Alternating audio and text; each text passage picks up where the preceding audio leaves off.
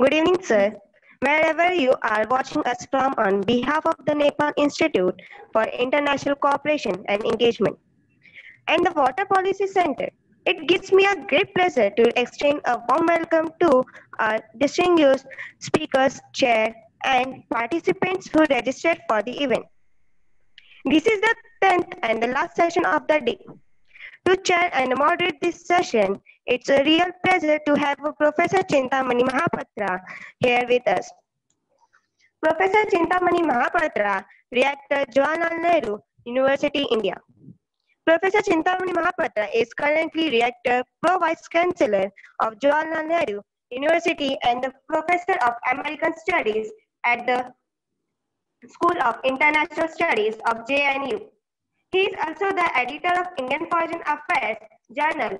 He has held positions such as member UGC Revive Committee, Area Studies Program, member Fellowship Expert Committee, ICSSR, editor Indian Foreign Affairs Journal, member Editorial Board Strategic Analysis, IDSA, member Editorial Board, Diaspora Studies, and member Committee on Studies, Academy of International Studies, Jamia Millia Islamia. Professor Mahapatra has authored 4 books, 1 edited volume, and has contributed chapters to about 30 edited books. He has published about 70 research articles in reputed journals. He has been awarded a number of international fellowships such as Fulbright Fellowships, Commonwealth Fellowship, and Visiting Fellowship to undertake research in the US, UK, Austria, Australia, and many other countries. He has been a visiting faculty in several UGC, run academy staff colleges. The Foreign Service Institute of the Ministry of External Affairs, National Defense College, Army War College, Naval War College, and the College of Air Welfare. Without any further ado, let me now request Professor Chintamani Mahapatra to moderate the session. Thank you very much for that nice and rather long introduction. This is a great honor. I thank Dr. Pramod Jaswal for giving me this opportunity not only to chair the session, but also to meet old friends, some of them after decades. So this, in a way, is bringing the intellectuals from across the world together. And that itself is a great thing that we can learn from each other after a long time and discuss issues which are so relevant and which is going to affect every individual in the world. There's the post-pandemic global order. Now, pandemic is not over.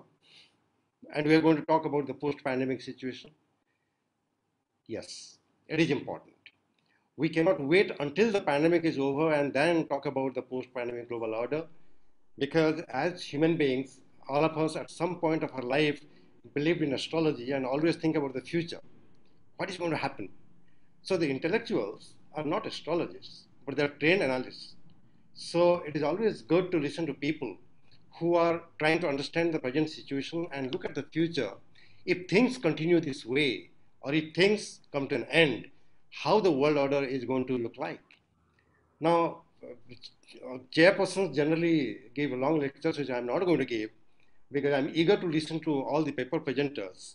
And maybe in the end, if time permits, I'll make my own set of observations, very briefly, of course.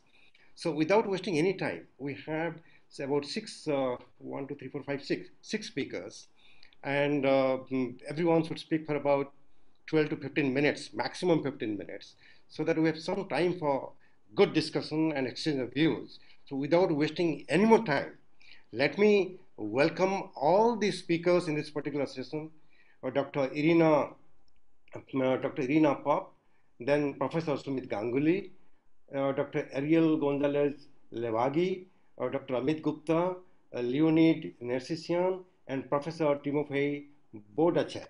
So to start with, Dr. Irina, the floor is yours now. Try to complete in 12 minutes, maximum 15 minutes. Thank you, dear Professor Mahapatra. The fight against COVID-19 should be a time for countries to work together, to come together, to confront a common enemy. But we have the questions, and we see all of us what is happening now.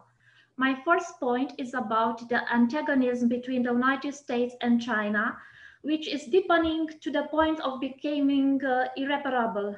When President Obama took presidency in 2009, his administration realized already that China was a reality which cannot longer be ignored.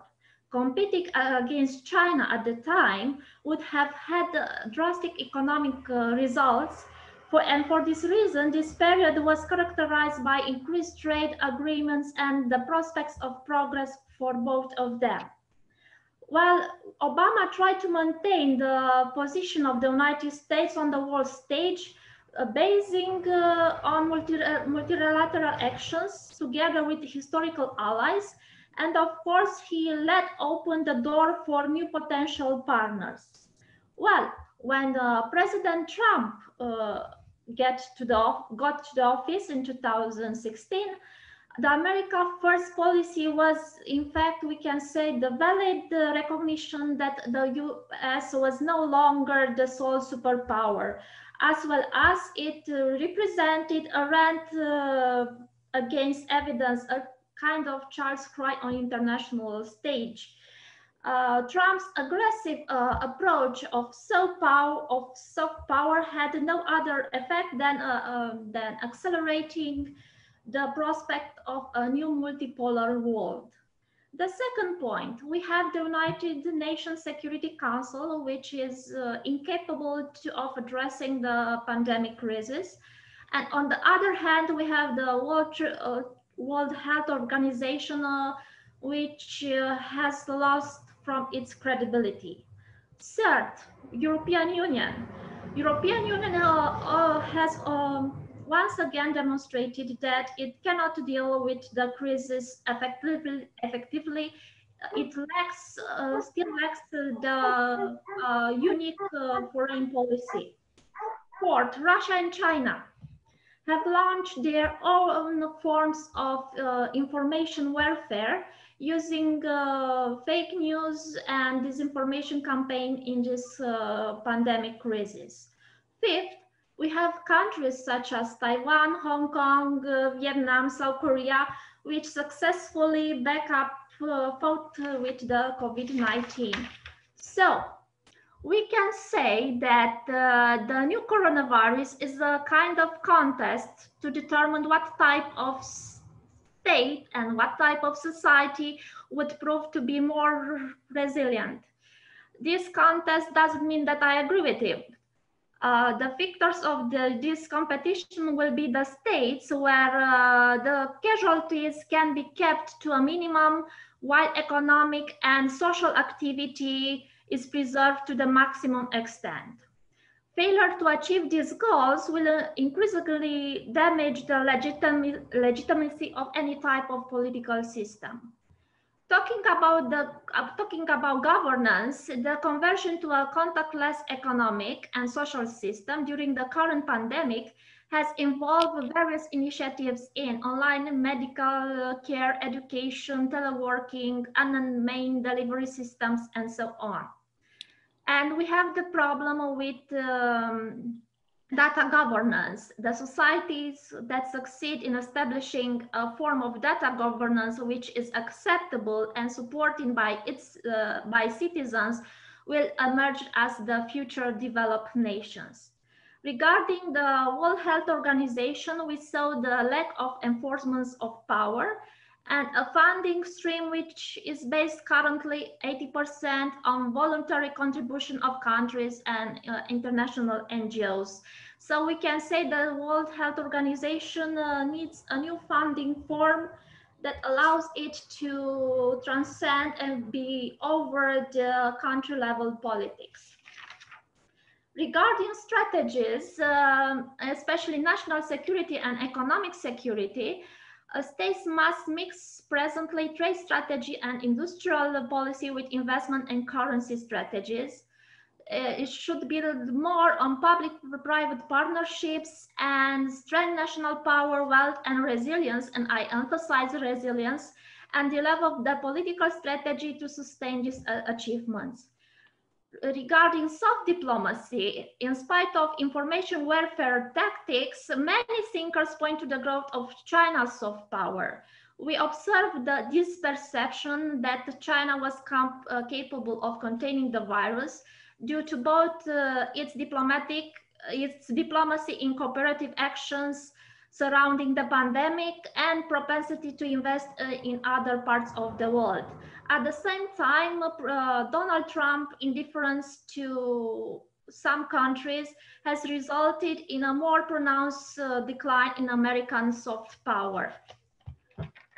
Several conclusions. The economic depression caused by the COVID-19 pandemic will shape, I think, a multipolar world order. Regarding China, closed borders and limited businesses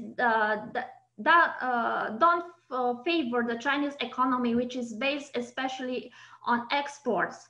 On the other hand, the role of China could be further damaged by the reaction and how the international community condemns its initial response to the virus. On the other hand, Trump's movement to withdraw from World Health Organization and his failed attempt to rebrand SARS-CoV-2 as a China virus may suggest as that China may win this competition in the area of rhetoric with the United States. About multilateral organization, I believe that China will increase its presence and influence, especially when we talk about the economic aspects of the liberal order. When we talk about humanitarian intervention or human rights, of course, I think it doesn't approve that. Talking about the United States, I think presently they are damaged from every direction because the pandemic has emphasized social divisions within the country, racial problems, underline the incompetence of the political class, and of course the aspect that the scientific community was neglected when it comes to delivering national policies. I think the international support for Trump's presidency will further decrease. This will indirectly have an impact on American hard power, with military operations that are less and less supported by international allies. This could be an opportunity for China to catch up from a military, economic, and logistic point of view, while growing its influence in other areas such as South China Sea, South Asia, Middle East, Africa, and so on. Talking about European Union, it depends on whether European Union will learn from its mistakes, and it has the possibility to become more connected and more political and economic connected area. And of course, European Union can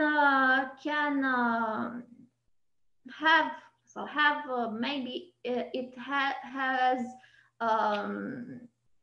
I'm missing the word right now.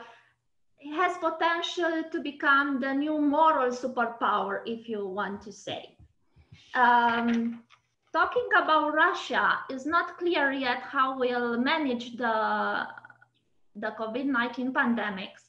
However, when we think about how the United States has struggled to impose their will in Syria and Turkey, we see that Russia was more successful, and Russia has gained influence in the Middle East in the last decade, we can say.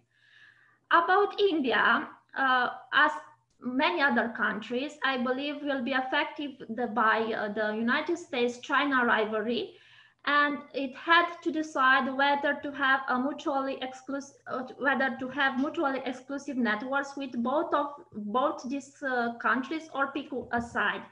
Personally, I believe that first option is better, and of course, we have to wait what it will bring American presidential elections. Thank you. Thank you very much, Irina. I think your brief presentation is full of ideas. Thank you very much. It is quite thought-provoking. The first Thank point that you said that we are confronting a common enemy. I remember just after a couple of weeks of this coronavirus pandemic, I wrote an article and I spoke in many webinars saying almost a kind of third world war is going on. And this war is not between nation states, but between the humans and the non-humans. Then we should expect that humans will be united and together in combating the coronavirus. But that did not happen, and you brought out very beautifully how the US-China tension and some kind of confrontation is going on through the pandemic. That's a very good takeaway point. Then you talked about China's soft power.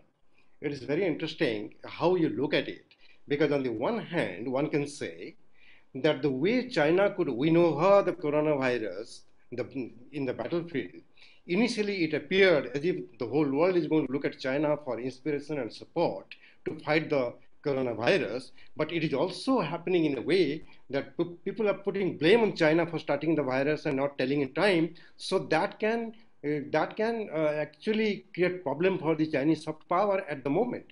And the Americans, Donald Trump was very unpopular, but the way he tried to paint the Chinese black, and the number of Americans who are dying every day, some kind of sympathy is going for the United States and some kind of dislike is going towards China.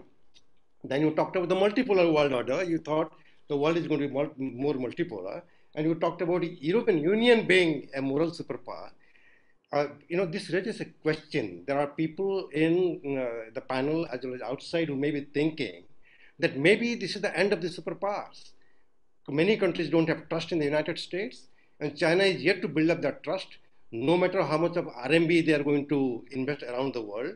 Even the supply chains are going to be disrupted. So maybe we are going to see a multipolar world where this kind of superpowers will no longer be there and many countries will play ball, right? But overall, it was a very good presentation, very thought-provoking, and thank you very much for your brief, timely presentation. Let me now move on to Professor Sumit Ganguly to make his presentation on South Asia after the COVID-19 pandemic. Irina talked about the globe, and Professor Ganguly is going to talk about South Asia. Professor Ganguly, the floor is yours now. Thanks very much. And my thanks to Pramod for organizing this meeting in the first place. And Dr. Pop gave us a kind of a global view. I will focus much more directly on South Asia, and I will make 3 points in the course of my presentation. The first challenge that I see South Asia facing, and nowhere is this more evident than in India, is the challenge of restoring economic development. I just read an article by Professor Kaushik Basu, who's a professor of economics at Cornell University, and also was the economic advisor to the government of India during the Manmohan Singh years for an extended period of time, and is considered to be one of the world's great economists. And he suggests in this article in Live Mint that the Indian economy might contract by as much as 16% this year. This is absolutely disastrous. Already pre-pandemic, economic growth, for a whole variety of reasons, was already beginning to taper off. But having said that, it was at least in positive numbers. People were, of course, dismayed because economic development and economic growth was beginning to fall off. But no one had anticipated this disastrous impact that the coronavirus would have, and the consequences, particularly for India's poor, who are one sort of illness away from dire poverty. The consequences are really going to be truly drastic. So the principal challenge for South Asia and for India is going to be how to restore a pathway to economic development. It is interesting to note that the country that has the lowest mortality rate in all of South Asia is Sri Lanka. And that's not surprising. It's not surprising because Sri Lanka, despite civil wars, despite political unrest, despite political turbulence, has always had an excellent public health care system. That's also true of the southern Indian state of Kerala, which has done an exemplary job of containing the virus. It can't be said for all of India, and certainly can't be said for the central government, which has made a series of sweeping decisions without much thought to the long-term consequences of those decisions. Matters are, of course, quite dire in other parts of South Asia. And consequently, the principal challenge that I see for all the economies of South Asia is to restore a pathway to economic development. Because since South Asia has been witness to a whole range of natural calamities, from massive cyclones, from collapses in food production, with the specter of famine sweeping across entire regions. Particularly, I'm old enough to remember the prospect of famine in Bihar in the mid-1960s, when literally there was a Malthusian fear, which fortunately did not materialize. But so South Asia is hardly a stranger to epidemics, to natural disasters, to crop failures and the possibilities of famine. But this is an unprecedented development. Because this is a global pandemic with particularly harsh consequences for basically a poor region of the world. So again, to underscore the point, the restoration of economic development is the first priority in a post-COVID world in South Asia. Second, this has also laid bare the need for investment in public health. India invests about 1.9% of its GDP on public health. This is unsustainable. And there's a paradox here. On the one hand, if you go to New Delhi or you go to Bombay or even to Calcutta, and certainly Madras, Chennai, you would discover absolutely world-class medical facilities, which are private facilities, where people from various parts of the world, including on occasion Western Europe and the United States, might come for cancer surgery or hip replacement surgery or knee replacement surgery, and done at a fraction of the cost, with superb recuperative care, with world-class doctors, attentive medical personnel, and they go home healed. Yet, all you need to do is to go to a public hospital in India, and you will be reminded of conditions that prevailed in Dickensian England. And I'm not exaggerating, and I'm not talking merely on the basis of press reports. I have personal experience of visiting public hospitals as a child in India, because once I dislocated a finger while playing soccer, and my father said, all you are is a crybaby. If you're that concerned about your dislocated finger, go to the Presidency General Hospital in Calcutta, and they'll take care of you. I got a glimpse of what it is like to go to a public hospital. It was just a state of complete shambles. Matters have not significantly improved in the last 40 years since I last visited. In fact, the population growth, the stress has become increasingly greater, and it's much worse in rural areas. I was at least in a major urban center. And I have also subsequently visited rural hospitals, because once I had a minor problem and was traveling in the Northeast, and it was most convenient to go to a public hospital, and I did. Now, it cost me next to nothing, and that's something that's important in a poor country like India. But it also reveals the extraordinary stress that it has placed on the public health system in India. And it's not very different in other parts of South Asia, with the possible exception of Sri Lanka.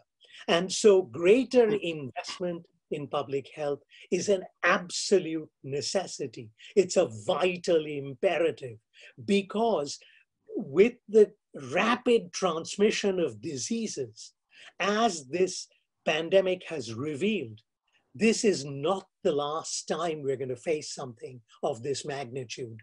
And particularly with the destruction of forests in the world, with the increasing loss of habitat, of animal habitat in various parts of the world, the possibility of zootic transfer is going to increase. And consequently, we cannot imagine that this is the last pandemic dependent upon zootic transfer.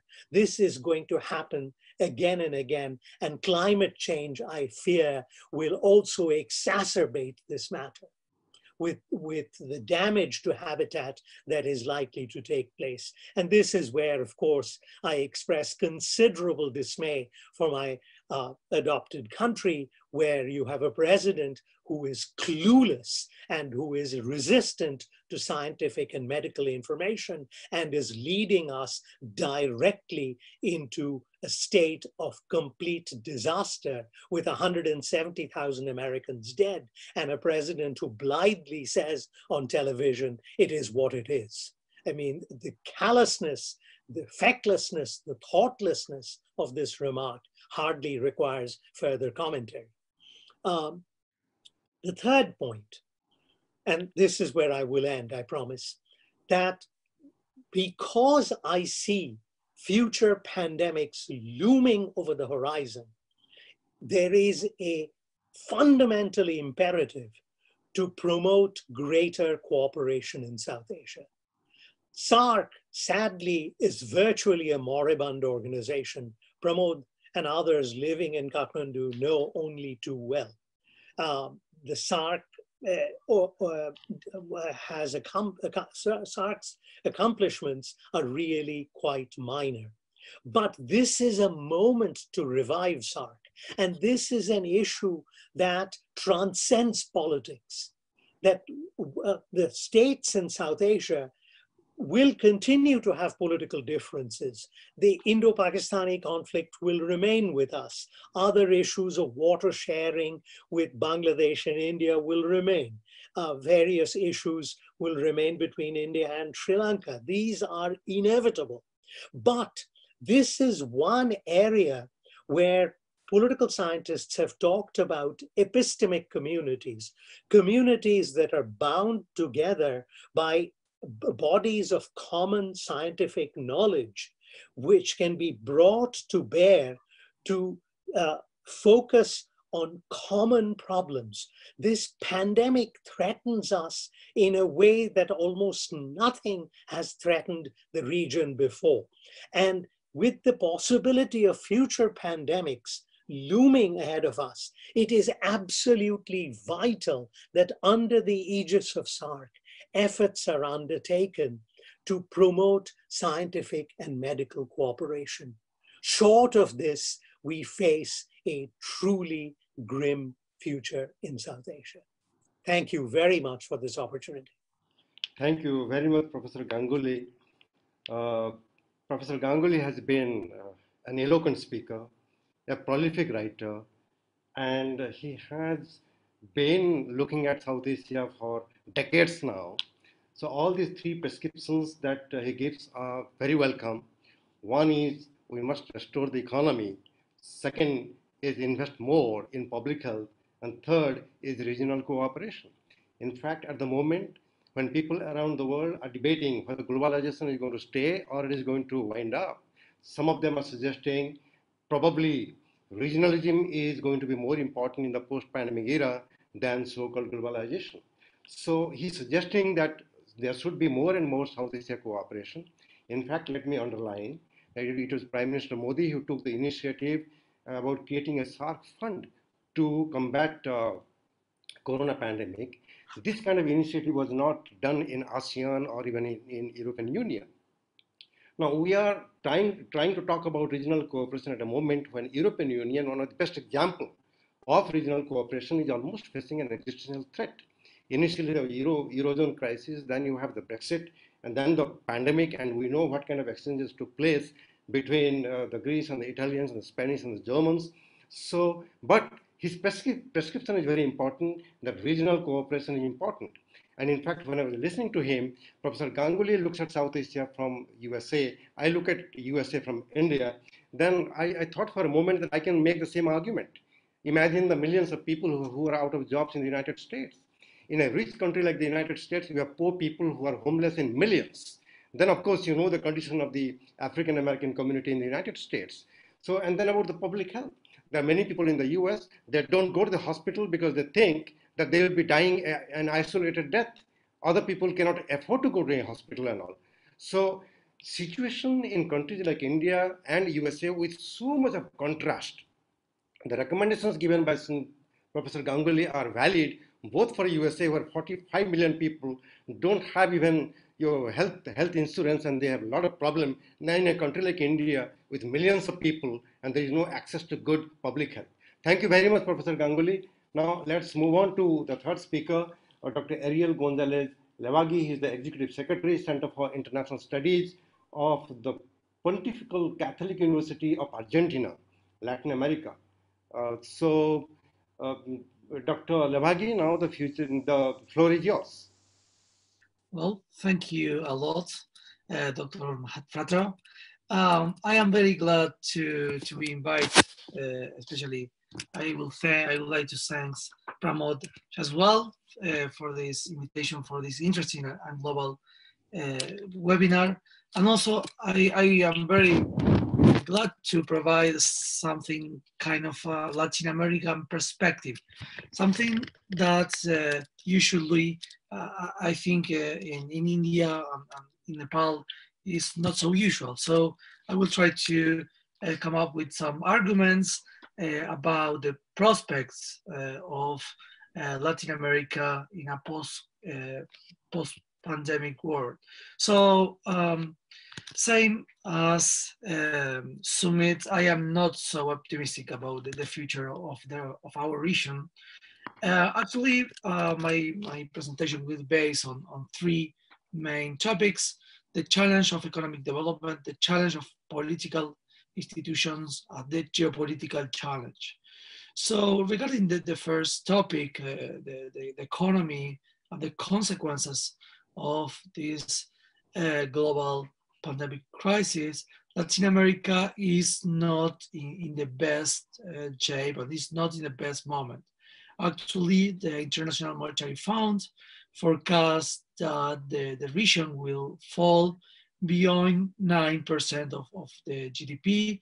So this is catastrophic, and it will have like long-range consequences, not only in terms of regional growth, like per capita income, but also in terms of social inequity, in poverty. So this will be a backlash of several decades in which the region has struggled mostly positively, now trying to limit these two structural problems, poverty and inequality. So in that regard, the economic like earthquake that we are going through will have like more consequences in countries with have a very tough context. I'm talking about for example, Caribbean countries that they depend most of a huge part of their GDP on sensitive sectors like tourism. I'm talking about Venezuela that before the pandemic was going through an humanitarian crisis, and of course, the Venezuelan economy is basically bankrupt. And also some countries that have a more internationalized economy, especially those who are in the Pacific Alliance. I'm talking about, especially in the South America, Chile, Peru, that actually last year with Ecuador have very huge demonstrations and with some huge amounts of violence. So I think that's the core economy itself provide a green picture of the near future, but also it will have a lot of social consequences. So this is the first argument. So the economic trends in the regions are not so helpful and not so optimistic in the short and mid-term. Regarding the second point on political institutions, of course, in terms of economic turmoil, um, like democratic institution, democratic norms seems to like go to a second phase. So there is no such like public interest to support some this kind of norms if the people are going through economic shortage. So in that regard, I think I'm looking at the last trends in the region, especially for example in Brazil, we are looking some regression in political and democratic norms. So the pandemic will reinforce those coalitions or both political and groups supporting it that can be remarked as a return to the past. Latin America for many decades was a region of a struggle between military and civilians.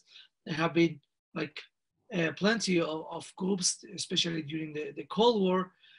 So in the last 2-3 decades, really there was a really positive development towards democracy. So I think this is at risk.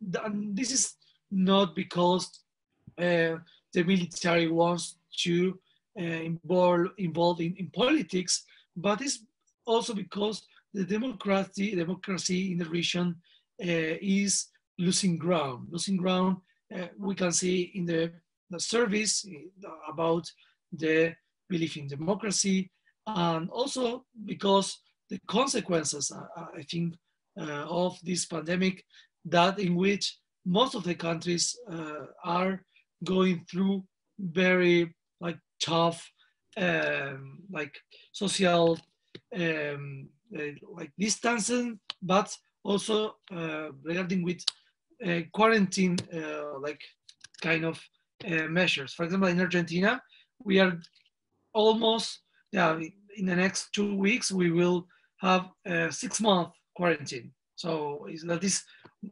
almost mandatory for many sectors of the economy. So in that regard, there are criticism about how this affects individual liberty. So this is something that will be on the regional agenda, especially because in many countries, not in Argentina, by the way, the military are still a strong actor and have very appreciated by the societies, especially, for example, in Brazil or in Colombia.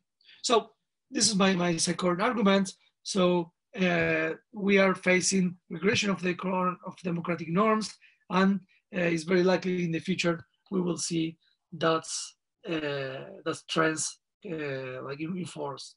So finally, I think this is related to the global like sphere, and also I think in Nepal and India we are facing it. We are going through like tremendous transformation in global affairs, with the rise of China, with the return of Russia, with the retreat in some sense of the United States. And Latin America and the Caribbean are not strangers to these consequences of this new international stage. So the COVID-19 crisis has also affected a series of geopolitical issues. For example, it has been deepening the regional atomization, expressing the lack of regional collective leadership and project.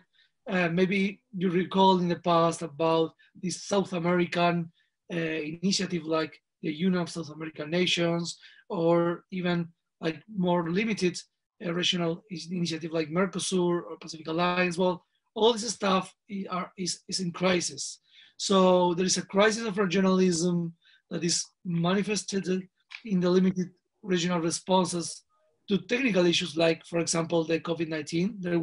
There wasn't regional cooperation to tackle this issue, but also the region has not enough state resources to develop this kind of, or to respond collectively to these kind of challenges. So the crisis of regionalism in which the regional agency is weakening, in addition to lack of state resources and less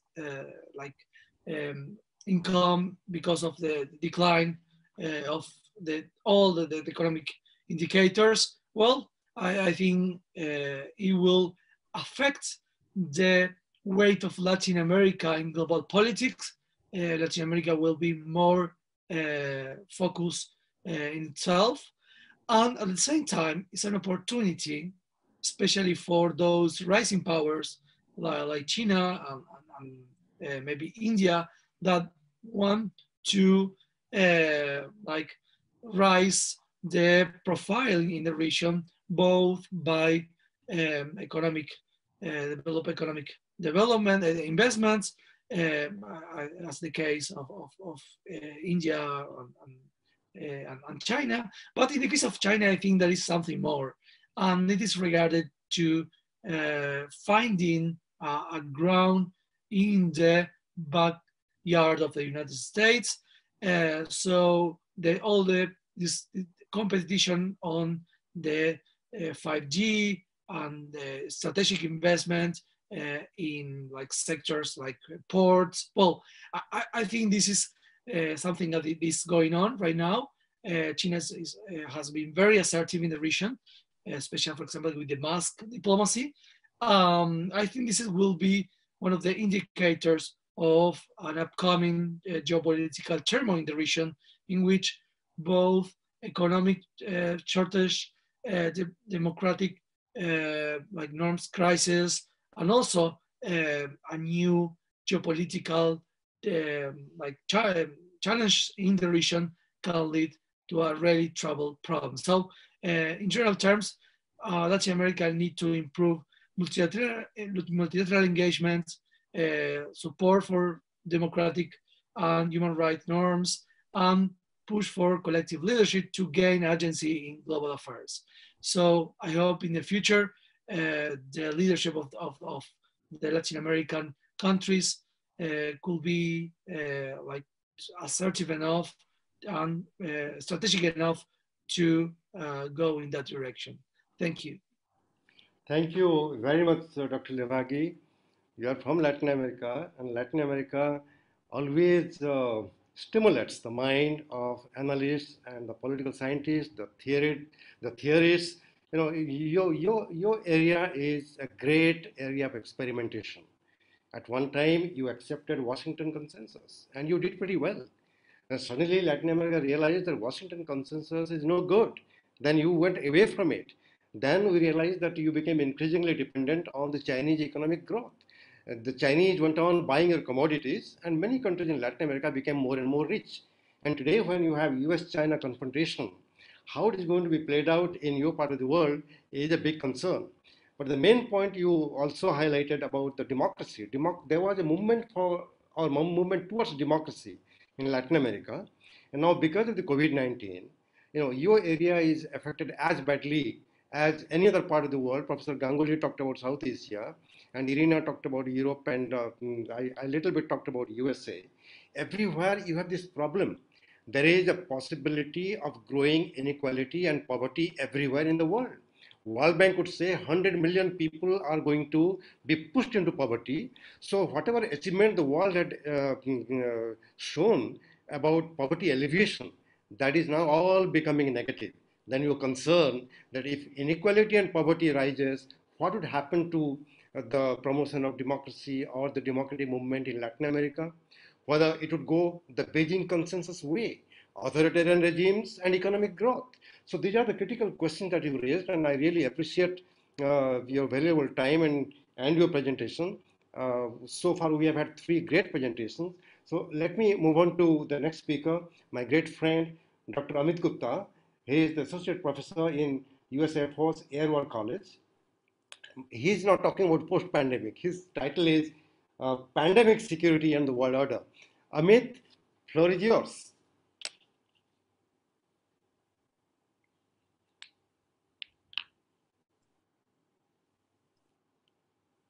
Yeah, you have to unmute yourself and yeah. Organizers, please unmute him, Amit. Yeah, they won't. I've unmuted myself. Am I open? Yes, please. All right. Thank you, Chintamani, and thank you, Pramod, for putting together a truly impressive international effort. Let me put it this way. I think I'm enjoying this panel because what we are doing is starting with Chintamani, Irina, Sumit, and Ariel now, and now me. We are putting together different parts of the puzzle to give you a bigger picture. And let me start by saying this. Chintamani was absolutely right where he said, we're not out of the COVID. And in fact, if you talk to epidemiologists, they're saying expect waves of COVID. This could go on for years. Nobody knows. I also agree with Irina that we're going to see a fundamental change in world order. And that's what I want to talk about today. And what I'm going to do is essentially talk a bit about the immediate consequences and then go on to what I think is the future. And look, in January of 2019, I was actually quite depressed because I was looking at the world and saying economic globalization continues. Populism is growing as you see people like Orban, Bolsonaro, Trump, and Erdogan pushing their bizarre economic policies. And we were also seeing the revival of power politics. The old idea that globalization was going to lead to a Norman Angel kind of interdependence was going out of the window, and the US and China were being increasingly hostile towards each other. Along comes the pandemic. And what the pandemic does is, again, Irina talked a bit about this when she talked about the WHO. The fact is traditional structures failed. I won't get into WHO, but I will get into the EU. The Italians faced a huge health crisis. They called the Berlemo headquarters of the EU, and all they got was silence. Nobody in the EU could help them. In fact, people started shutting down trains coming from Italy into their country. There went European integration in one move. Second, states showed their incompetence. I'll give you a simple example. Zimbabwe has 5, at the start of the pandemic, had 5 ventilators. South Sudan had 3. And I'm sure at least one of those was reserved for the president in each country. So you do the math on how bad these pandemics are in these nations. Second thing, which I think is the interesting consequence, was the big powers didn't do a good job. It was small countries which were led by women which did a good job. And I'll give you concrete examples of this. Tsai Ing-wen in Taiwan has done an amazing job. Sanna Marin in Finland, Angela Merkel, Mutti in Germany, and Jacinda Ardern in New Zealand. The reason for this was they didn't grandstand. They went out and talked to the scientists and said, what do we do? And then they took hard choices. And by the way, Jacinda Ardern is in an election year. She didn't allow electoral politics to determine the way she looked at COVID. She said, my responsibility as a prime minister is the health crisis. Now, the third thing which came out of it is, I think the big powers, and Irina talked about China, Russia under Father Putin, and of course the United States. The big powers dropped the ball on this.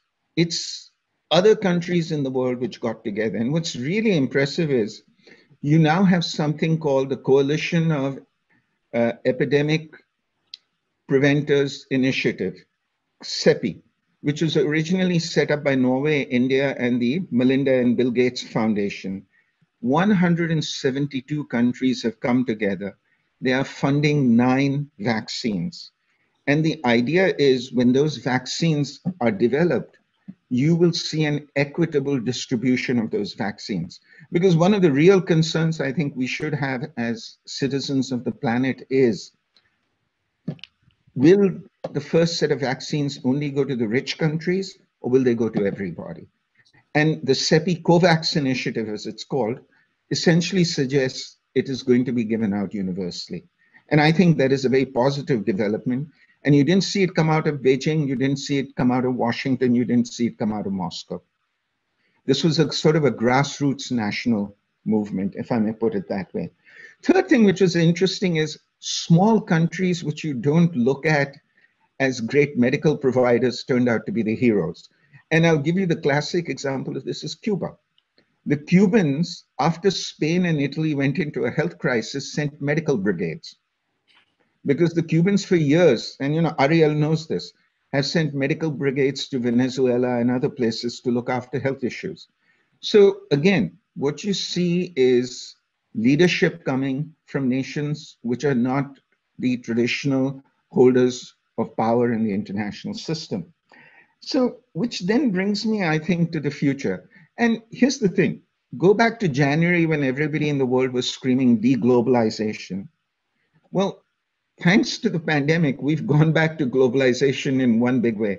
My old friend, the late Benjamin Richard Barber, wrote an article 25 years ago called Jihad versus McWhirr, where he said the world is coming together because, amongst other reasons, scientific imperative.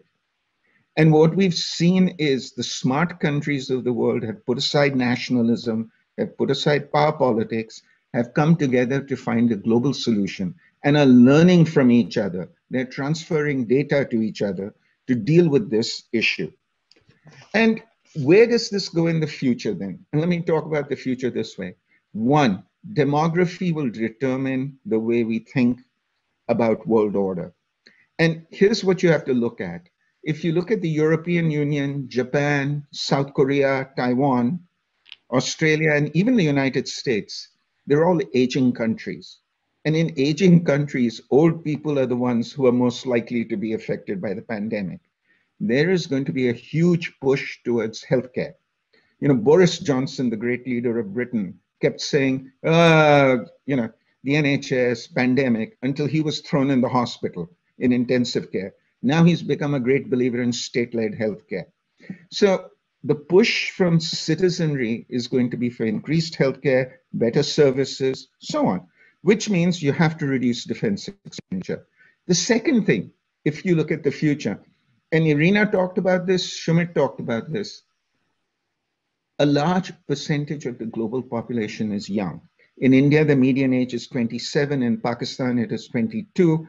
In the United States, there's a very interesting dichotomy. White people in America, their average age is 56. Minorities, it's 27. Hispanics is 19, okay? And Hispanics are going to be the largest population in the United States by 2045. Any good political leader, any good state has to talk about how do you develop opportunities for the young in a COVID orientation, which is, if you look at it, going to be extremely dependent on digital technologies. And this is going to be something that we are going to have to work on around the world. In the city of New York, 40% of the children do not have access to computers. How can you do online education? And you could do this around the world. India is a good example. Nepal is a good example of this. The political leadership that provides a vision for the future is the one which will succeed. Second thing I do want to say is, in terms of global power politics and so on, forget about tanks and aircraft and ballistic missiles and nuclear weapons. This is all Cold War stuff. It is the country which provides a soft power vision for global development, which is going to win. And what I mean by that is, how do we increase, and you've all said this, so I'll just cover this briefly. What is our global health order vision? The first country which comes out with a vision for a global health order is going to be the one that leads the world. That would be my second point there. And, also the one which comes out with a vision for a global digital order. I think one of the things which has become very clear from the pandemic is laptops are a human right. Because how are children going to be educated now? Ventilators are a human right. So we have to start focusing on these things if we want to succeed in a pandemic world. I agree with you, Chintamani, it's not post-pandemic yet. Third thing I want to say is, don't count out the Chinese. There's a lot of writing about, well, the Chinese were the villains, the Wuhan virus, the China virus. It'll be interesting to see in this race for vaccines, if they come out with a vaccine, how they distribute it. And they've already talked about, well, we may give a lot to the poor countries. The EU, the United States have to start talking about this. And, from a South Asian perspective, I should point out, Oxford Laboratories went to Serum Institute in Pune and signed an agreement. And India signed agreements with all kinds of countries, Germany, so on. They're not signing those agreements out of any notion of altruism.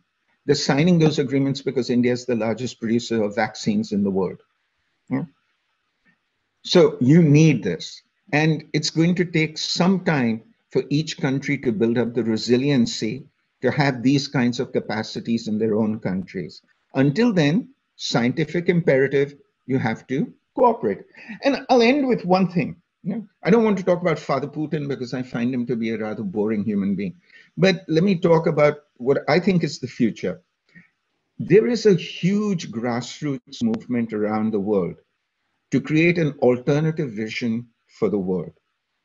And, I am terribly disappointed that COVID came in March. I wish it had come in November of 2019, because then Jeremy Corbyn would have won in Britain and Bernie Sanders would have been the candidate instead of Joe Biden. Both of them were talking the same thing: universal healthcare, rights of the poor, equality, social justice. And that, every speaker we've had has brought those up. And let me say this to end this. Look at the future. And, I'm a baby boomer, Sumit's a baby boomer, Chintamani is a baby boomer. I want to look at Generation Z and the millennials. And if you look at these people, who are these people? Jacinda Ardern, who's 38, Sanna Marin, who's 34, Greta Thunberg, the Swedish environmental activist, who's 16. Okay. Here's what I want all of you to remember. All these people will live into their mid-80s. So Jacinda Ardern will live, add another 45 years to her life till 2065. Sanna Marin will live till 2070. And Greta Thunberg, who's 16, and Swedes live to their mid-80s, will live till 2090. They are going to construct the world order. And I have started saying this when I give lectures in the United States now. 75% of America's workforce in 10 years is going to be millennials. That is, people born between 1981 and 1996. We, the senior citizens, if I may put us there, we have to start thinking in terms of either we resist what they want, which is a greener, more socially equal world, or we sit there and say, how can we help you create the world you want to live in? Because let's face facts, nobody on this panel is going to be alive in 2090 when Greta Thunberg finally dies. Thank you. Thank you very much, Amit. I have listened to Amit many times. The way he puts things, it's always different. It is not typical, people who read foreign policy and foreign affairs and international security and talk about big power relationship and who is doing what, it is always a very comprehensive way of looking at things in a totally in a different way. Now, one of the important takeaways, of course, is the way he said that in the future, it's not going to be your bombs or the intercontinental ballistic missiles and your ABM capabilities and all. It is technology. The world is going to be driven more and more by technology. It is going to lead to a digital divide within countries and between countries. Any country which lags behind technology will lag behind in the world of politics and world of economics. Second thing about the vaccine. Now here, of course, one thing I would like to underline, that this virus is mutating so fast that even if you have a vaccine today, it may not work after 3 months or 4 months. That is the danger. The danger is further prolongation of this particular pandemic. Even then, there is a silver lining in the cloud. 100 years ago, when you had the Spanish flu, 600,000 Americans died. Now the number is still under control. 11 million Indians died. And today the number is highly controlled. So in spite of all the negatives that we think about and focus on, life is today better than before. But even then, this vaccine, you cannot depend on right now. It's completely new type of virus. Corona is old, COVID-19 is new, mutating very fast. So which vaccine is going to work, which is not going to work, that itself is going to have a kind of dynamic. I'm glad Amit talked about education. 1.6 billion children could not go to school and colleges because of the pandemic. And now, when everywhere different institutions are trying to have some kind of online things, online education, online class is not the replication of your classroom experience. It is different. So this itself will take time. And in the process, the impact on education is going to have a cascading effect on the way you do business, the way you do management, the way you do diplomacy. And so this is a very, very critical thing. And of course, the highlighting of the small states. Everybody talks about big states. Of course, in the pandemic, if you make a list of countries that are affected, the superpowers are affected. The United States, China, South Korea, Japan, all developed countries, Italy, Spain, France, Germany. And the developing countries, the small countries, some of them like Cuba and others, New Zealand and all, Finland, they have done pretty well. So when you talk about the world affairs, it should not be only big power saying this, saying that, and sending a ship here and another counter ship is coming this side to confront. It is much more than that, and Amit is beautifully explained all these things. And thank you, Amit, for that wonderful presentation. Let me move on to the next speaker, Leonid Nersesyan, CEO, Armenian Research and Development Institute. Future of warfare. This is interesting. Warfare with the bombs of the technology. So now, Leonid, now the floor is yours. Thank you, Professor Mahapatra, and thank you, organizers of this great conference and promote, and all of my colleagues who spoke earlier and gave really interesting ideas. My topic is not really related with COVID-19, but it is related to New World Order. And I think that military technologies are not going to stop developing, and they will change the world very soon, I think. And I will talk about the technologies that are going to change the warfare and are going to affect on the world order. First thing is automated C4ISR systems, which means systems which are integrating command, control, communications, computers, intelligence, surveillance, and reconnaissance. So they integrate every mean of warfare. And these systems, along with artificial intelligence, are going to change the warfare very, very fast. And this means that decisions are going to be made very fast because artificial intelligence is making the decisions. And it is almost impossible to counter an enemy who uses such systems, because you will make decisions much slower.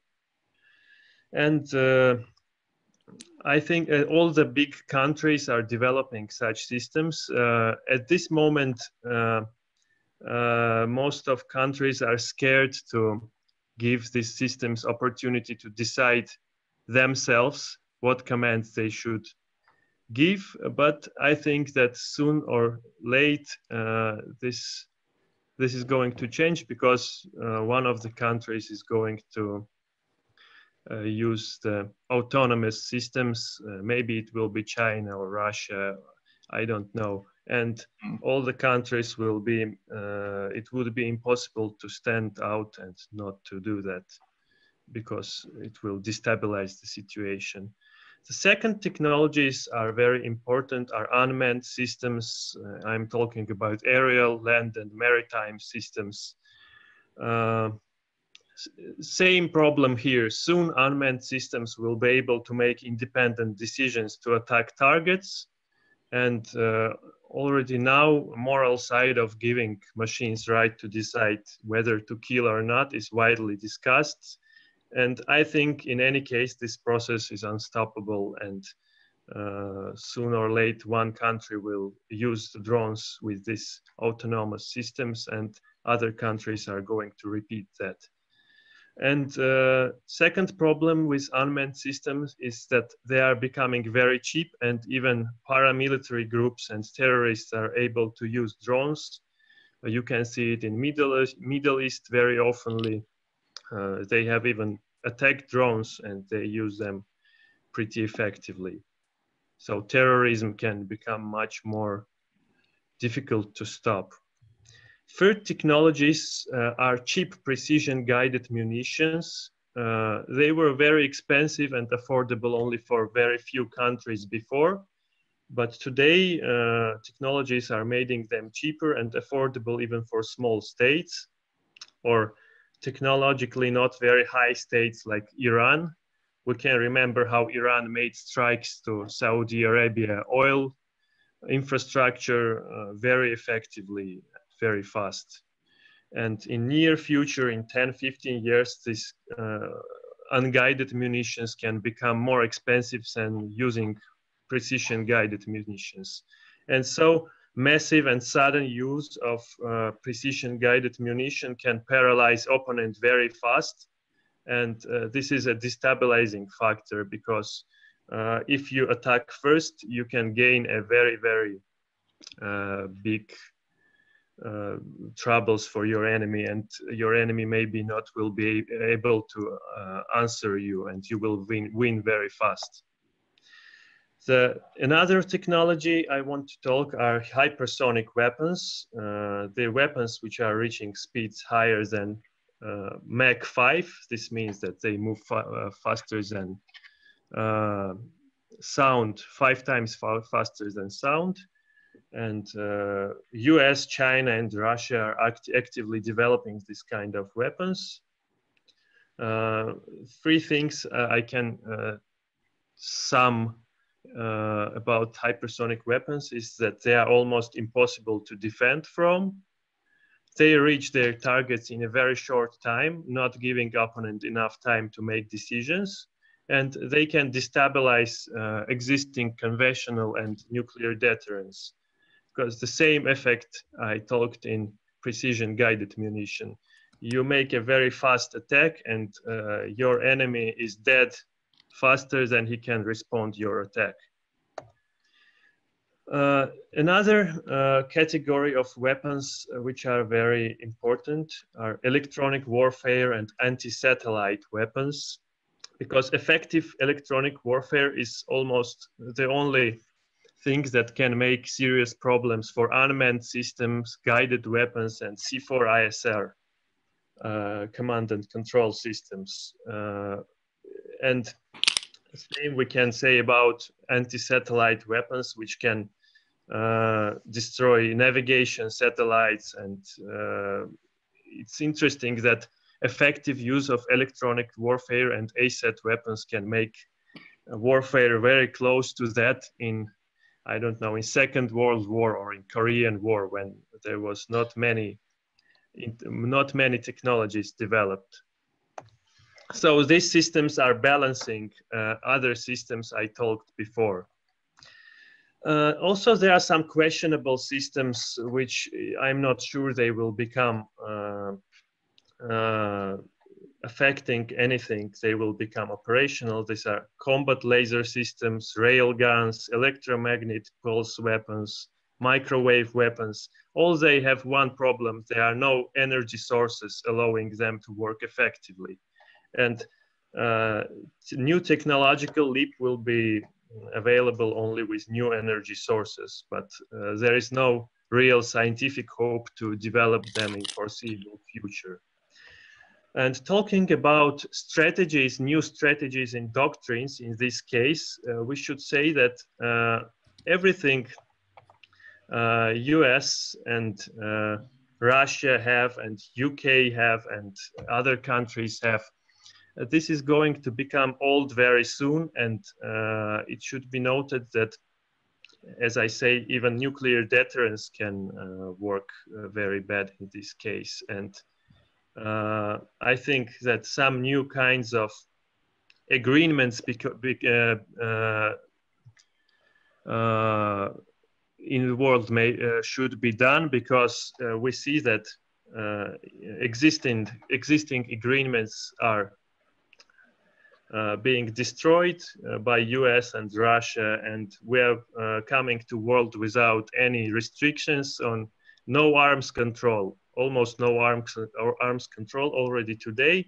And in this case, I think major countries must think what to do, because other way we are going to enter a very unstable world when you can really see a new world war, or you can see one major country striking another and having hope to receive victory in such action. So not only the COVID is problem today, but COVID is a good chance to start talking each other and stop doing this arms race. Thank you. Okay, Leonid, I think that was a very good presentation. You talked about basically the future of war and the use of technology. Let me just give a few footnotes to whatever you said. One is, of course, the artificial intelligence. Artificial intelligence is going to be used in a wide range of sectors and not just the warfare. You see, by using artificial intelligence, now in Japan, for example, in Tokyo, there are hotels, 5-star hotels. In a 5-star hotel, only 7 people are employed. When somebody walks in, a dinosaur kind of figure will come and say, if you want to check in, press A. If you want to pay by credit card, press B. and a dinosaur kind of thing, or maybe a human robot kind of thing, will take your luggage and straight guide you to the room. In a 5-star hotel, 7 people. That is artificial intelligence.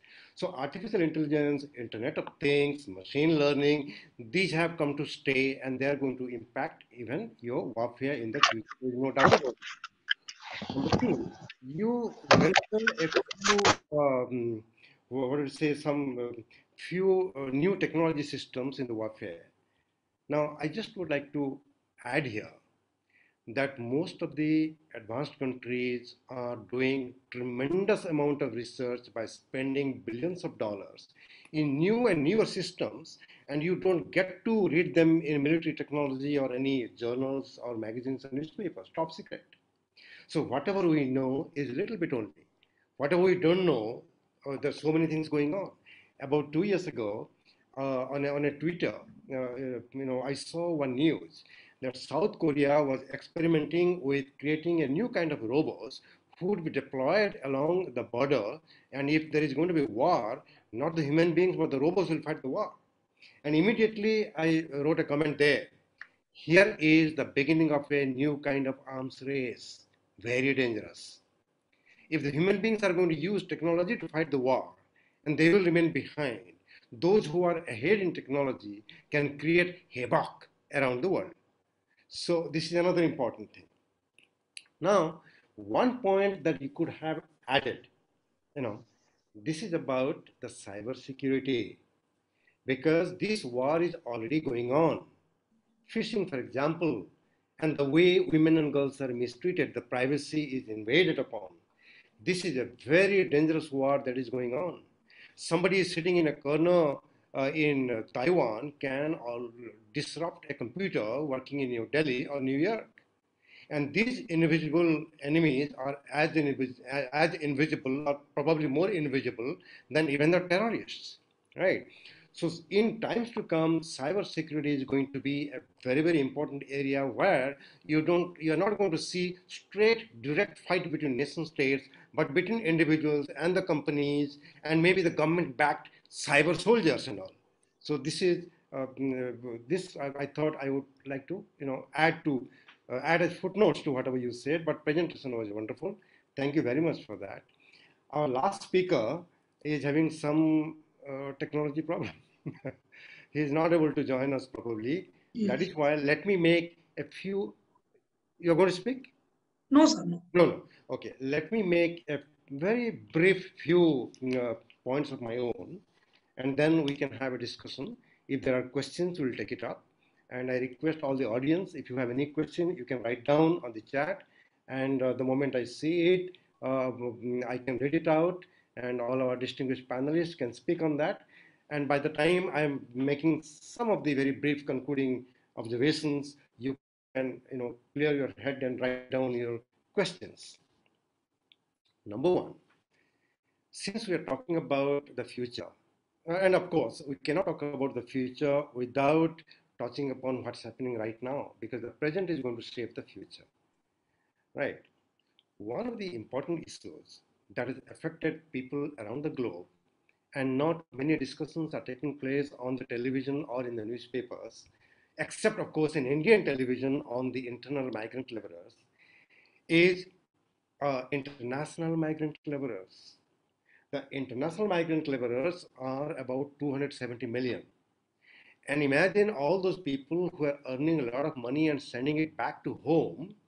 Their families are empowered, and the countries were earning foreign exchange, and life was pretty cozy for a section of people.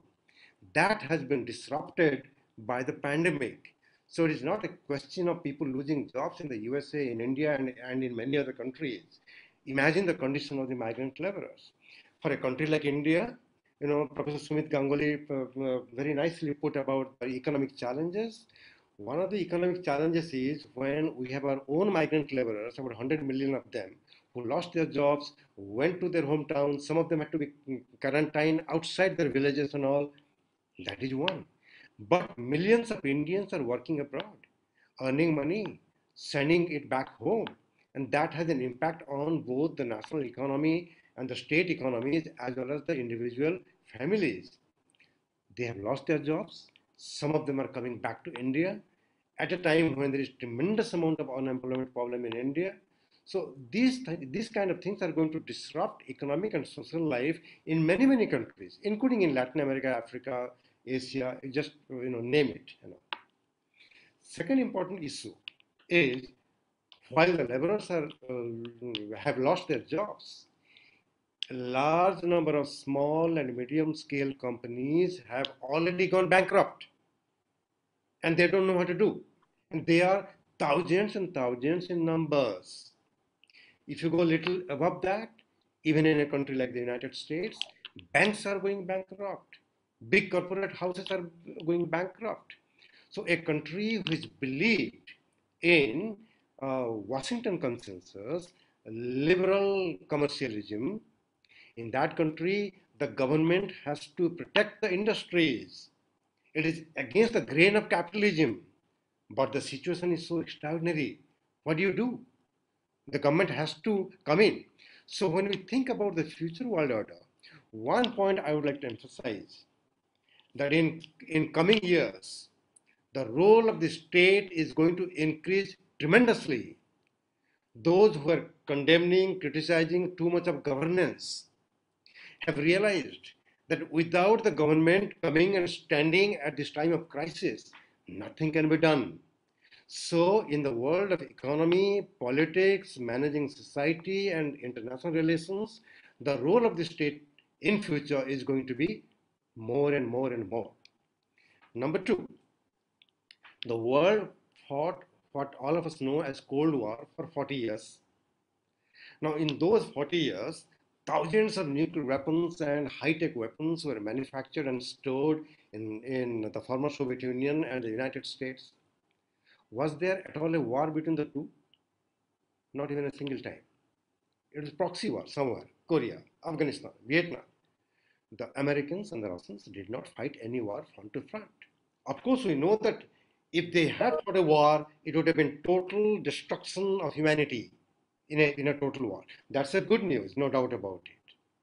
But in the meantime, when we saw the emergence of the non-state actors, whether terrorists or pirates or those who are involved in economic offenses, and then you have international crime syndicates, all those non-state actors posed tremendous amount of challenge to the state and affected international relations. The way multinational corporations expanded, some of them were richer than many, many countries because their income was more than the GDP of many, many countries. They were dictating global political economy. Now, some of you made the presentation that how in coming times, even these non-state actors are going to benefit from the same availability of technology, and they can create more problem than before. So your message, I mean, I'm talking about the panelists, your message is the states must take note of this. The challenge of technology spread and the possibility of the non-state actors using the technology to bypass the state decision making and impacting so many sectors in social relationship as well as international relationship and governance are an important thing that we should take note of, right? Finally, poverty. As I said already, poverty is a curse, and you see poverty everywhere, including in China. Of course, all of us have gone multiple times to China, and we saw how China beautifully replicated the developmental marvels of Europe and America in very many cities. But there is another side beyond the Iron Curtain, which the world doesn't know. Even there you have poverty, there you have social polarization, there you have economic division, class division and all that. So everywhere, this effort towards alleviating poverty, which is going on beautifully, that program has come under big challenge. And just like the economic downturn in almost every economy in the world, the number of poor people are going to be more and more and more, and that will contribute to social inequality, that will contribute to crime in the society, that will contribute to instability in the countries and between the countries. So that is why right now all of us are facing a challenge, and as academics, the only message we can give to the world and to the government that here is a challenge from non-humans. Let us come together, forget our differences for the time being, maintain good health, protect human life. Then we can do whatever competition, conflict, or war later. So with these brief observations, I can see that there are some questions which I can read out. So some of you can take it up. Okay, there is one question from an audience from the YouTube. With the COVID-19, has the healthcare debate taken over human rights? Can anyone pick it up and say something on this, please? You can unmute yourself and speak, any panelist.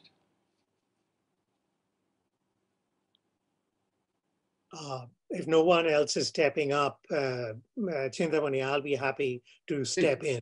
Please, please. I would argue that we really need to start thinking about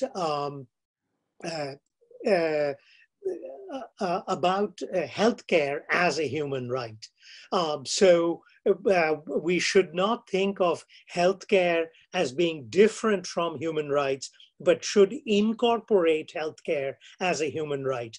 Already a movement, even in the United States, which has been hostile towards promoting public healthcare. Even here, people like Bernie Sanders made it a point to argue in his presidential campaign that healthcare must be seen as a human right. And if this movement can develop in the United States, certainly it can gather momentum in Western Europe and other parts of the world. And that's what we should be arguing for, that healthcare cannot be seen as a commodity to be purchased, but as a fundamental human right. I think that's a wonderful observation, Professor Sumit Ganguly. Let me add to whatever you said. I personally believe now, at least in the backdrop of this COVID-19, that healthcare or the health rights, it should not be only just a human right, it should be a fundamental right enshrined in every constitution. Like your right to free speech and expression, it should be a fundamental right. Because without life, what is there?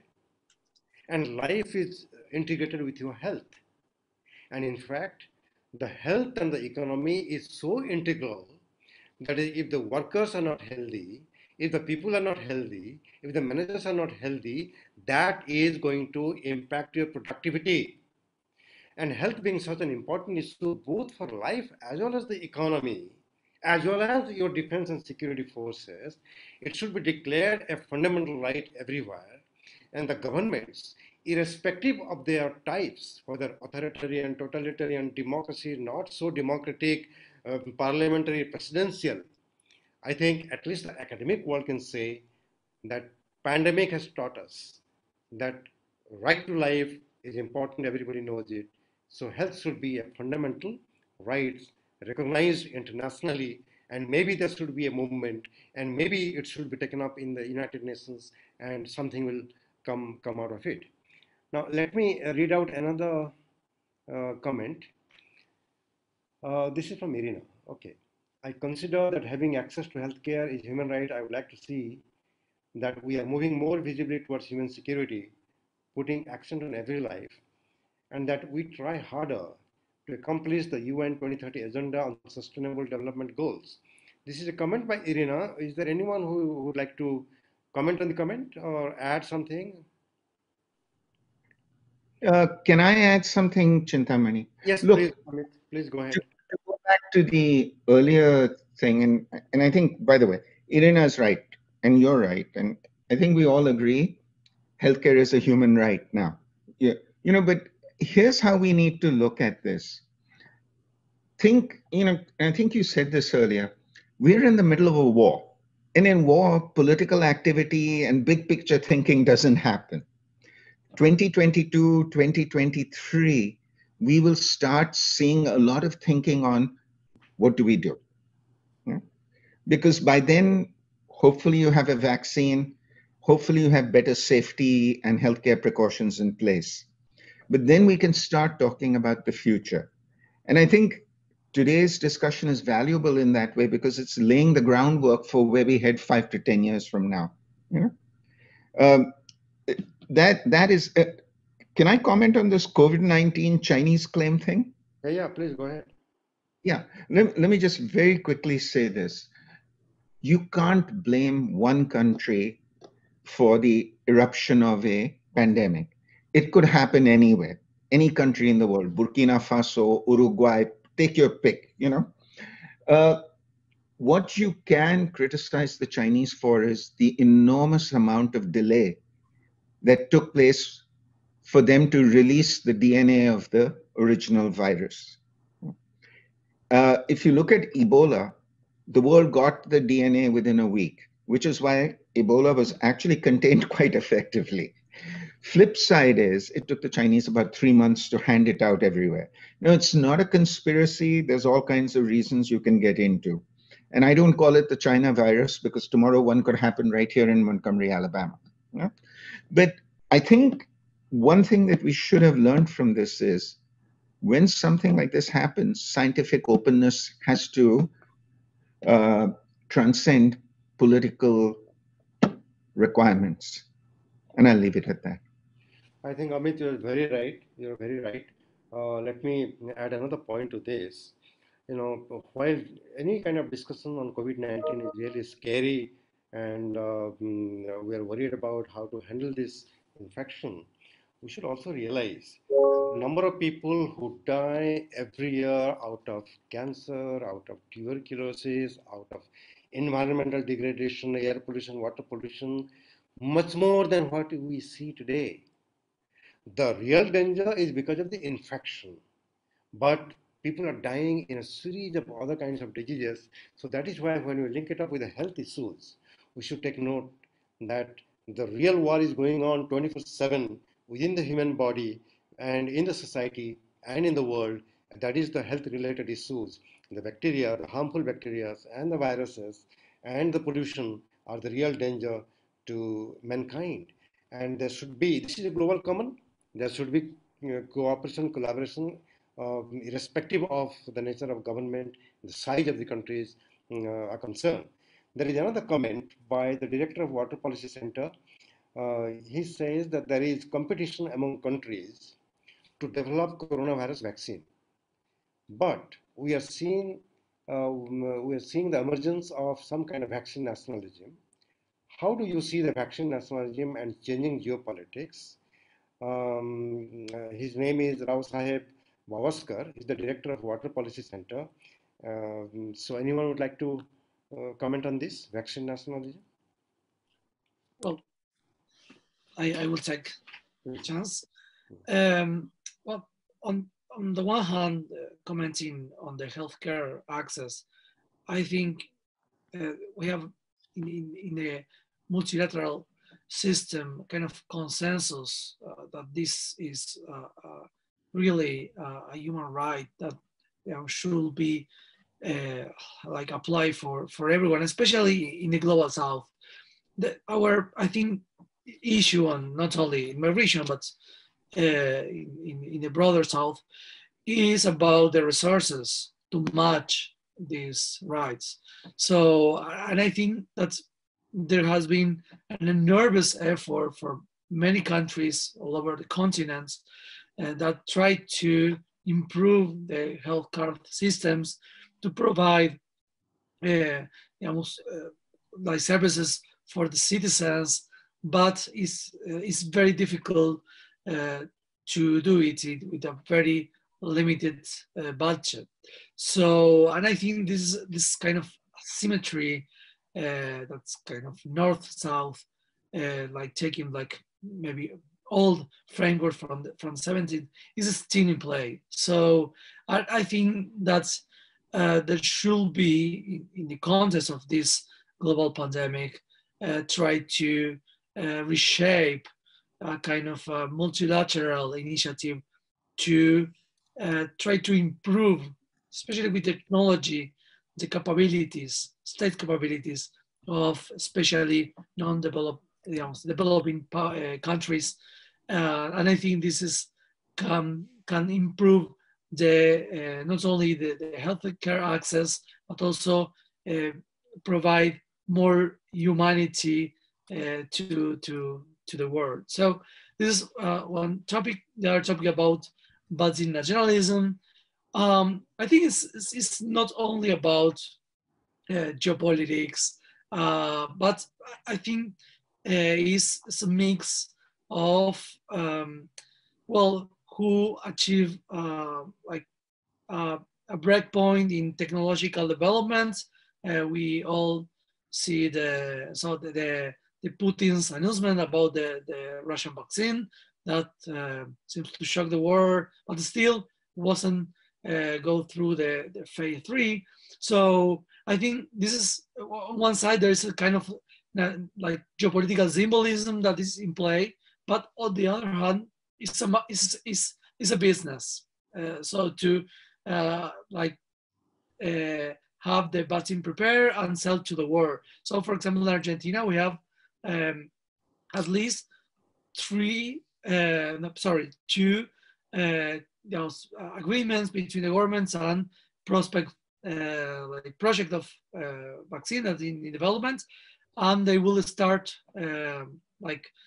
producing it, and then if it works, it will apply to the people. If it not, it will go to the garbage. So and the government will pay for it. So I think this is a mix. It's a mix of geopolitical symbolism with, of course, capitalism in play. Right. Thank you so much for your comment. There is one observation by Dr. Pramod Jaiswal. He says that some media reports state that COVID-19 is China-made virus. Chinese say this is America created. Now, in this kind of exchange of words, one thing we should realize that instead of spending billions of dollars on weapon systems, a single little virus and you can destroy the economy of any country for a longer time. So, anyone would like to say something on this? Bacteriological warfare, biological warfare, nuclear weapons are more expensive, chemical weapons are much cheaper, biological a little more. So I think I can answer this very short. In this case, we can look at China, we can look at US and at other countries, and we will see that every country in the world had economies destroyed. So even if it was made by Chinese or US, it's out of control, and it shown everybody that that's not a really effective way of warfare. If it was a bacteriological weapon, and I don't believe this theory to be fair, because the country who made it, I'm sure they would have a vaccine ready before applying this weapon. Right. In fact, in this newer kind of technology emerging every day, if you want to disrupt the economy of a country, you don't need a virus. What you need is to find a way to disrupt the New York Stock Exchange for 1 hour and see the effect. It will be terrible. It will be terrible. So there's so many ways one can do this. Of course, this Tom and Jerry game will always go on. There's no doubt about it. Irina has written a comment for everyone, of course. No matter who created this virus, she thinks we cannot talk about winners in this case. It's a wave that affects people, economies, a circular and continuous wave for several years, maybe. This is just an observation she made, unless somebody would like to add something to this.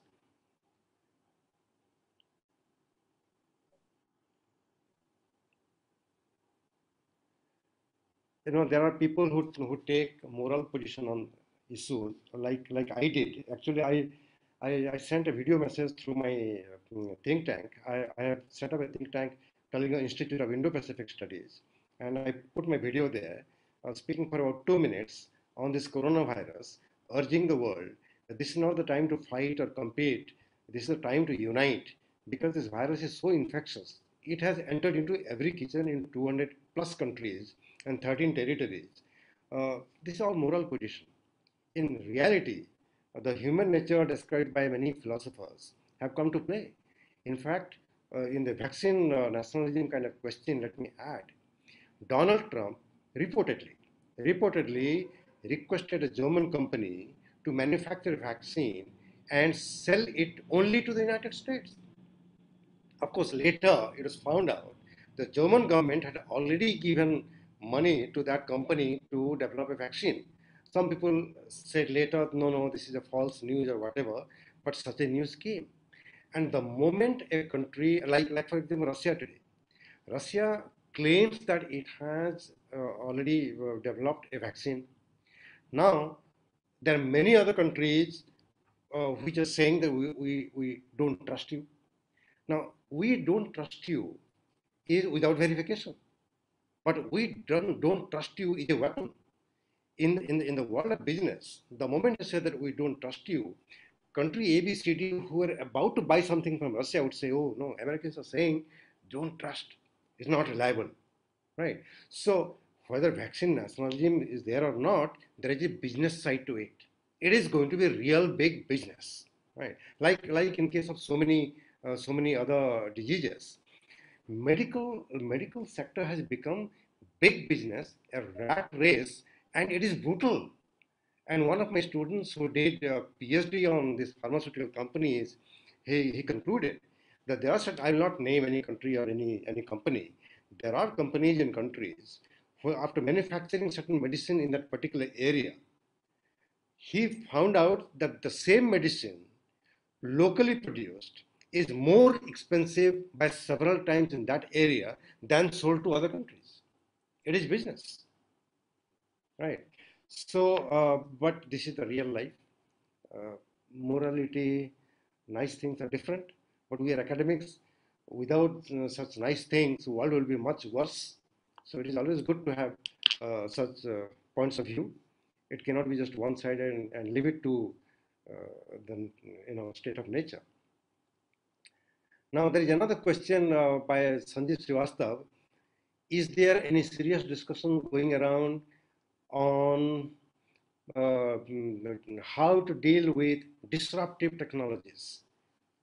All technologies are disruptive anyway, for some time at least. But is there any discussion, debate going on in the academic circle? Leonid, you can. Of course, the discussion is going in academic circles, but unfortunately, today we have a serious crisis and in the world, and I can't imagine China, Russia, USA, and some more countries, major countries, sitting around the table and researching and making some new treaties on these new technologies. Maybe that's not the best way to get these treaties, but maybe we will have some kind of major crisis like Cuban crisis before when people will understand that they don't need to have, I don't know, 10,000 or 20,000 nuclear warheads in their arsenal, and that's not solving any questions. And maybe we need a crisis, at least for China, to make them sit around the table with Russia and US. And we know that China is the biggest problem today if we are talking about new armed controls treaties. They are not going to talk with Russia and US yet. Maybe they will come to that later, but now they are not ready to talk. So the answer is yes and no. Academics are talking, but countries are not. I think we're talking about the New START treaty. Not only New START, also we are talking about short-range missiles, middle-range missiles, intermediate-range missiles, and so we are talking about nuclear weapons. We see that Iran may get nuclear weapons. North Korea already have them. So the treaties are not working. This is a big problem. The Chinese are saying that we have 260 odd weapons, and the Americans and Russians have 1,500 to 1,600 warheads. So either we go up to their level or they come down to our level to talk. But at the same time, the Chinese have invested billions of dollars into this R&D on technology of different kinds, including artificial intelligence and all.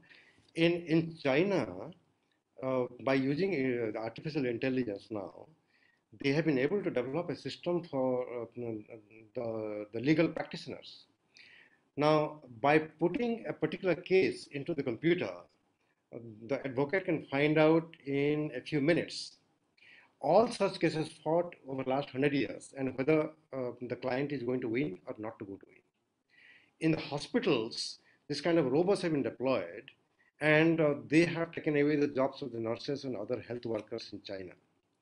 The postmen are unemployed because artificial intelligence has been used to send parcels to different university students, and it's being experimented in 100 different universities in China. They have a plan of China 2025.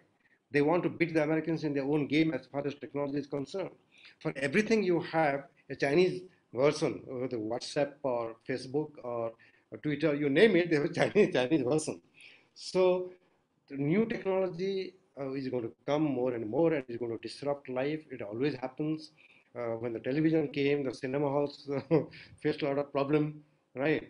And now when the smartphone and the iPad came, and then the television industry also faced a lot of problem. So this is ongoing. This is ongoing. Nobody can do anything about it. Yes. I had two quick comments. One, I disagree with Leonid that arms control treaties are not working. They are not working for a very specific reason. The comprehensive program of action with Iran would have stayed in place and would have limited Iran's quest for nuclear weapons if Trump had not withdrawn so recklessly from that treaty. There was no reason to believe that Iran was in violation of the treaty. There was no evidence thereof. Trump's withdrawal from the INF is another example. There was no reason not to negotiate with Russia in good faith to continue the INF treaty. These are decisions, unilateral decisions, made on the part of an administration that is intent on wrecking any kind of multilateral arrangement, which has no alternative in mind. So let's be clear about it when we say that arms control treaties are not working. If we have a different administration come November 3rd, my suspicion is the US will return to the negotiating table and will seek to restore various multilateral arrangements. So I think we need to be very clear that there is one country that's responsible for wrecking a number of existing multilateral arrangements, not just in the arms control arena, but also in global climate change, in trade negotiations, and the like. So it's very, very important to underscore this point. The one other point I'd make about China overcoming the United States in technology, I don't think so. There is a reason why. Not because I don't think the Chinese are lack innovative capabilities or talent, but one thing will inhibit China, and that's its squalid authoritarian order. Innovation thrives in an open political system when you can experiment, when you can make mistakes, when you can take a plunge. China does not encourage that kind of an environment. It's an environment that is closed. While it is encouraging economic entrepreneurship, it is stifling political and the discussion of ideas. And that, I think, will remain an important constraint on China. That's a very fair judgment. We have very limited time. So I think instead of asking for more questions from the audience, let me give a minute and a half to all our main panelists. The last thought, maybe food for thought by all of you. Not long speeches or comments, very brief, 1 minute, 1.5 minutes, so that we can conclude in time. We can go in the reverse order or same order. Tell me, what is the best? If you go in the reverse order, Leonid first.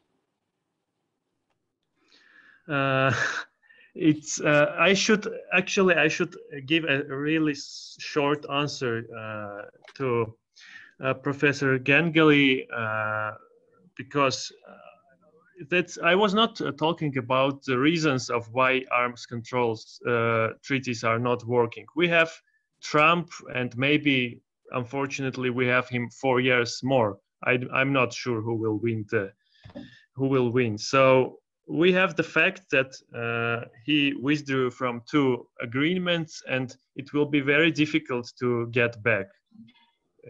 It's very easy to tear down all the treaties, but it's very difficult. It's very easy to tear down, but very difficult to sign new ones. And that's very important to preserve what we have today and try to develop it. And I really hope that every idea we we said today, it will some governments will listen to these ideas, and they will have the same ideas, and maybe then we will have a better world. But unfortunately, not every time they listen things that academics are saying, and in many times they are just doing what they think is right, and we see the global problems. And I hope this is going to change. Maybe COVID-19 showed politics that they don't know healthcare better than scientists do. So Okay, this is my hope. Thank you so much. Amit? Okay, three things very quickly. Technology wars are not determined by who has the best technology. It's determined by who's able to market their technology efficiently. And the Chinese were winning the 5G war until they shot themselves in the foot. And I'll leave it at that. If anybody has a question on that, email me. Second thing is, you can talk disruptive technologies, weapons technology, as much as you like. Ultimately, you have to occupy a country. Ultimately, the US had to go into Iraq. Ultimately, the US had to go into Afghanistan. And keep this in mind about the Iranians. Iran is 4 times the size of Iraq. Iran is 4 times the population of Iraq.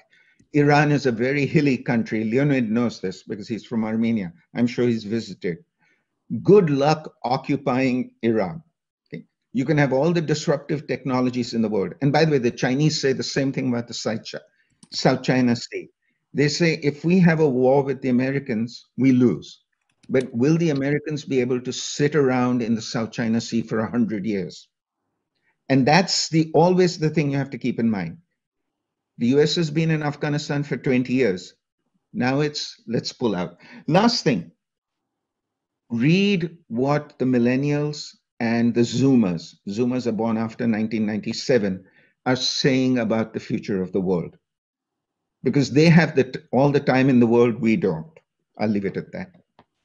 Thank you, Amit. Dr. Levagi? Yes, just two very short comments. Both was really interesting discussion. I get a lot of interesting insight from your arguments on healthcare, on technology, on the future of world politics.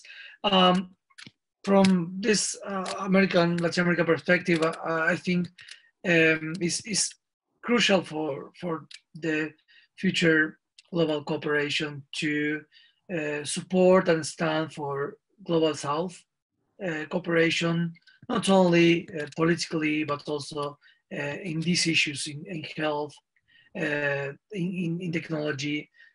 So there are projects, for example, Argentina and Turkey are developing nowadays a joint project to put geostationary satellite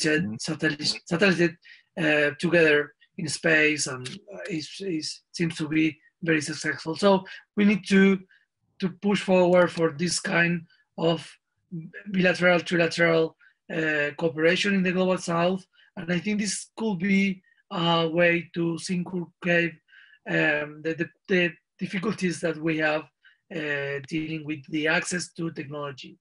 On the second hand, and I think that's the future that is coming up. It won't be as maybe the early years of the post-Cold War. It will be more complex, more complicated, both because of the post-pandemic consequences, but also because of the rising strategic competence between the United States, China, and also Russia. So in that regard, I think those who try to focus our energies on economic development should have a prudent approach, not taking sides, but also respecting the interests of the the great powers in a respective region. So in that regard, I think Latin America need to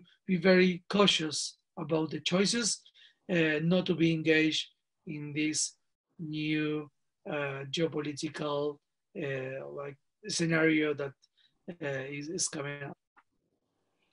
Thank you. Thank you very much. Professor Ganguly? Yes, thanks very much.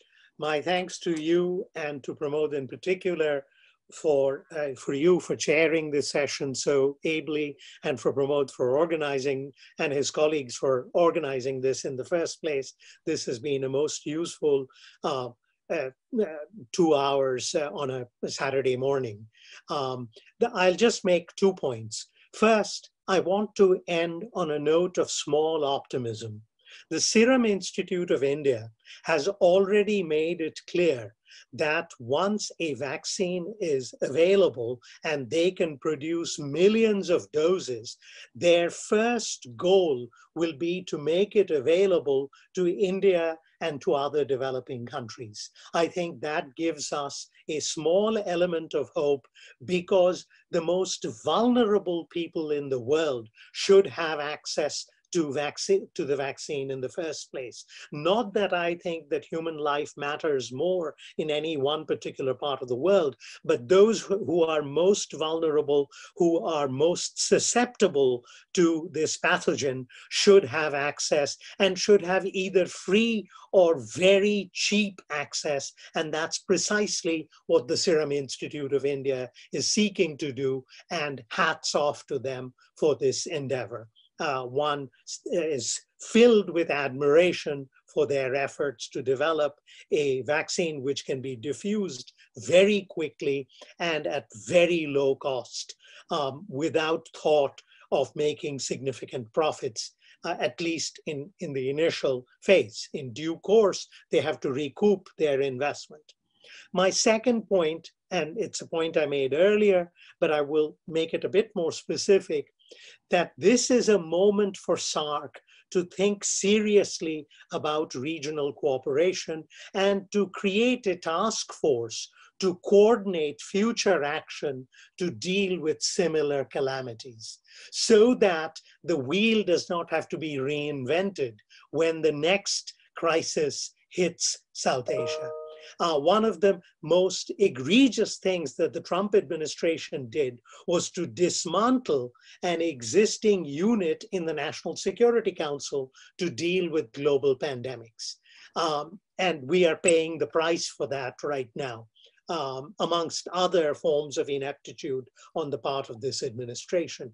But this is something that SAARC can do to anticipate the future, to have a task force composed of thoughtful medical and scientific personnel and social scientists to deal with possible calamities that are bound to hit the region again.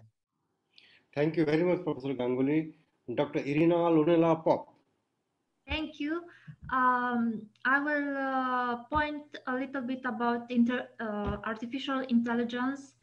I think it is a very delicate area. And for example, today I read about Elon Musk with a chip from which tries to connect human brain with computer. Sincerely, I would not like such a thing for a human being. European Union, for example, last year in the spring tried to norm the artificial intelligence within the community, and I think we should focus. We should try to regulate this aspect at a global level, because this artificial intelligence could be used for good purpose or not, and if we can use it in order to, let's say, to help people, yes, but if we to control or manipulate people, no. So I think for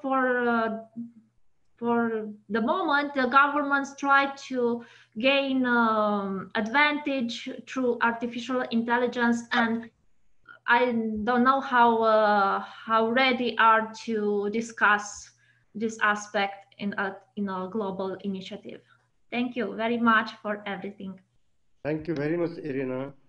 In the 1980s, the Time magazine of the United States, in one of the issues, gave the award Man of the Year to computer, right? And one guy wrote a letter to the editor, and he said, human beings commit mistakes, machines do not, and you have.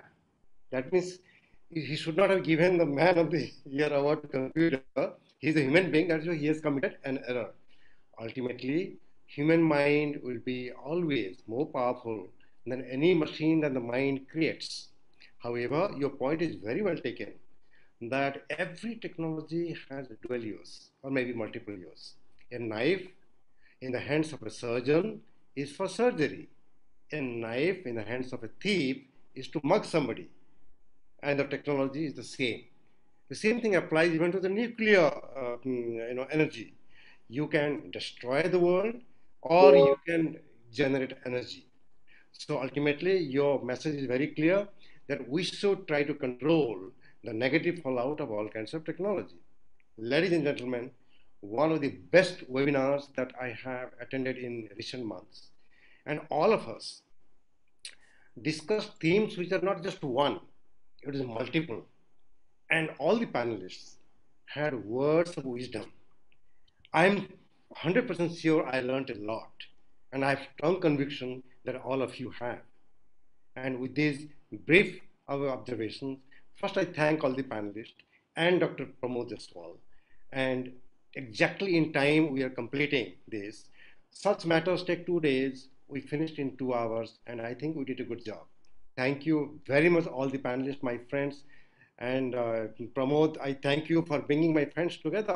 I could not see them for years and decades, and at least I could see them now in the webinar. So now let me hand over to Pramod or who? Pramod, are you there?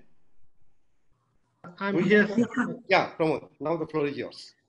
Distinguished chairs, speakers, ladies and gentlemen, as we come to the end of this session, I deem it a great honor to propose a vote of thanks on behalf of NIICE and WPC to all who have graced us with your presence and contributed their parts to make this event a resounding success.